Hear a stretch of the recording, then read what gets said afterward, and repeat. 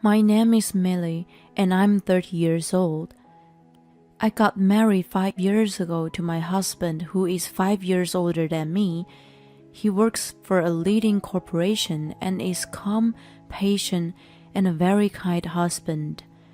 We got pregnant with our first child in our first year of marriage, and I was the height of my happiness. However, after I left the company when I became pregnant, my husband's gentle attitude changed drastically. "Hey, where's my food?" One day, when my morning sickness was so bad that I couldn't get up, before I knew it, I had dozed off until late afternoon. When Stephen comes home, I tell him this, and he suddenly starts to lose his temper. "What? What were you doing at home all day? Do you think I'm stupid? Morning sickness is not a disease, you lazy thing. I'm tired after working all day. Hurry up and get food ready." And from that day on, he began to criticize the way I do the housework every day. "Can't you even do something as easy as this? You really are an idiot." This is what Stephen would always say. "I don't know how you survived it all the time if you're so stupid. You really don't know anything, do you? What can you do?" If I even try to argue with him slightly, he loses his temper and curses. When I try to express my thoughts though, he would say, "I don't care what you think, so just shut up," and scold me. So I can't even say what I think anymore. I am shocked that my husband had suddenly changed. At first, I thought he just woke up on the wrong side of the bed some days, and that he would return to being a kind husband again soon once our baby is born. However, my hopes disappear when I see that even after our child is born, he never went back to being the kind husband that I knew. However, I still love my husband and could not hate him. I also didn't want to admit that my marriage was a mistake. Anyone would say that I was being harassed. It seems he showed his true colors after our marriage, but at that time, I didn't even realize it. I thought he had changed because I was not good enough, and I began to fear that my husband would abandon me. 5 years pass in this state. We're blessed with 3 beautiful children, but Stephen only gives me $500 a month as living expenses. We live in company housing, so the rent is deducted from his salary, and our water and utility bills are also paid by direct debit from the bank. My husband says that $500 is more than enough, but buying milk and diapers for the children, as well as daily necessities and groceries, makes it very tight. I start using my savings from when I was single to pay for our living expenses, but this too has run out, and we are forced to live a very difficult life. When Stephen comes home from work and sees the cheap dinner I had prepared, he says, "What? This is all there is for dinner? Can you cook something more decent? You're at home every day, wasting your time. Can't you even cook a proper meal?" When I tell him I didn't have enough money to buy the ingredients, he replies, "Huh? I hand you living expenses every month. It's a housewife's duty to make ends meet. That's what all the housewives do. You really can't do anything, can you? Stop wasting my money, you parasite." He won't stop yelling. To aid, my husband has been having an affair for years. At first, he was meeting his lover in secret, but recently, he no longer bothers to hide anything. Even at times like this, I'm afraid that he would leave me. I think I'm completely brainwashed by my husband. One day, I'm sensitive to Steven's mood in this way, and watching my children grow was the only comfort that I had. However, even if I want to dress my children in cute clothes, I can't afford to buy any. Even if my mom friends invite me to lunch or tea, I cannot afford to take them. It's fine that I don't get to hang out with my friends, but I feel so bad for the children. Steven will say that all housewives were making ends meet with $500, but the mom friends around me didn't seem to show the slightly bit of sorrow at all. They are always dressed well and are lively, and their children seem to be happy too. I lose confidence in myself more and more, feeling that this is all my fault and that I'm a bad mother. One day, however, I make a bold decision. I talk to one of my mom friends, who I am very close to. When she hears what I have to say, she is truly astonished and says, "None of that is your fault, Millie. Your husband is wrong. He's totally harassing you." I had never even considered Steven's actions as harassment. "There's absolutely nothing wrong with you, Millie. You're neither stupid nor incompetent. You're a very good mother." Thanks to my friend's kind words, I'm able to gather up my courage and decide to negotiate with my husband for a raise in our living expenses. "Huh? What are you talking about? I'm giving you more than enough. When are you gonna stop wasting all my money?" "But the kids are getting older.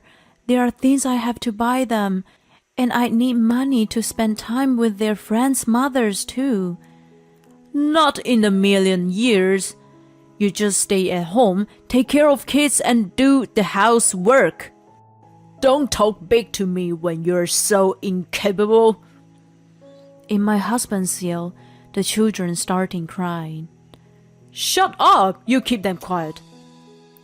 I want a divorce. Before I knew it, this is what I am saying, and I am surprised at my own words. I never had such thoughts before, and it came out ever so suddenly. Steven stops, looking surprised for a moment, but immediately says, "Do you really think you're in a position to say something like that, you parasite? Well, okay. I'll be thrilled to not see your sad face anymore, but you're returning the money you've been squeezing out of me. $500 a month, so $6,000 a year, making it $30,000 in 5 years. And of course, I'm keeping the children. You get the $30,000 ready and leave on your own." With this, he leaves the house as usual. I hug my crying children and I cry with them. The youngest one is only 11 months old. Of course, there is no way I can afford to pay $30,000, but more than that, I need to do something about the children. I would rather die than be separated from them, but I don't have the confidence to spend any more time with a terrible husband. I'm so overwhelmed that I finally called my mom. My dad passed away when I was in college, so the house I grew up in doesn't exist anymore. My mom is now living with my brother and his wife in the house they built, and this is a reason why I couldn't rely on her. Even when I was having a tough time, I didn't want to worry her. When I tell her what happened on the phone, she tells me off for not noticing her earlier, and I heard her crying. After that, she tells me that my brother and his wife are both worried too, and that I should come to their house as soon as possible. But before that, Mom tells me to gather evidence on Steven's affair, and so I start recording his actions from that day on. Receipts of him buying presents and brand products to his lover, as well as hotel receipts of them staying together. in addition to credit card statements, are all carelessly thrown in the garbage, so it is easy to gather evidence. My mom hires a lawyer who speaks to Stephen. He is saying he doesn't want to get a divorce, even if we were separate. He says he is keeping custody of the children. I feel this is going to take a long time and decide to get ready to take the children to my brother's house. However, while this is happening, we find out that Stephen has stomach cancer. As it was detected early, they said it can be cured by surgical removal. Stephen goes to stay at the hospital.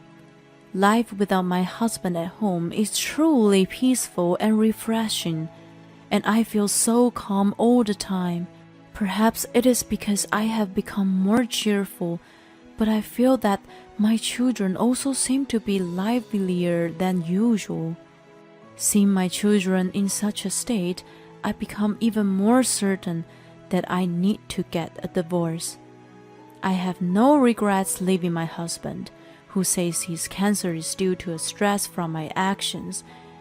I'm determined to raise my children on my own and make them happy, no matter what. Then, Stephen suddenly softens his attitude and he says he is willing to divorce me. It seems that by finding out about the cancer and having his life in danger, and by overcoming it, he has realized that he wants to start his life all over. Now that he has been given a second chance at life, he wants to reset everything, let go all of that is unnecessary, and live life with the people that are truly precious to him. Even in a situation like this, it's all about himself. I don't mind what he says about me, but to call the children unnecessary too? I am just stunned. However, there is no reason for me to throw away this opportunity to get divorced. I swiftly get things done before Stephen changes his mind. He seemed to have no regrets letting go of the children anymore, so I asked him to sign the pledge that states he will never see them again. This is convenient for me. Although I will not be receiving child support, he is going to be paying a large amount of compensation, and I am also requesting a compensation to his lover. I'm finally able to divorce this man. Stephen is concerned what everyone will think, so he tells his colleagues and the neighbors that the moment he got ill, I was the one who left him. I'm frustrated at how selfish he can be, but more than that, I'm just pleased that I get to leave him. I'm finally free. My life is about to begin. Filled with a sense of happiness and freedom, I leave the house where I had lived with him for all those years. Shortly after my departure, I hear that Stephen married a lover he had been seeing for many years. It seems she works under him at the office. I rent an apartment near my brother's house and am raising the children with my mother, brother, and his wife's help. I also found a job. It has not been easy, but I am much happier than before. 6 months later, my mom tells me that she received a phone call from Stephen's dad.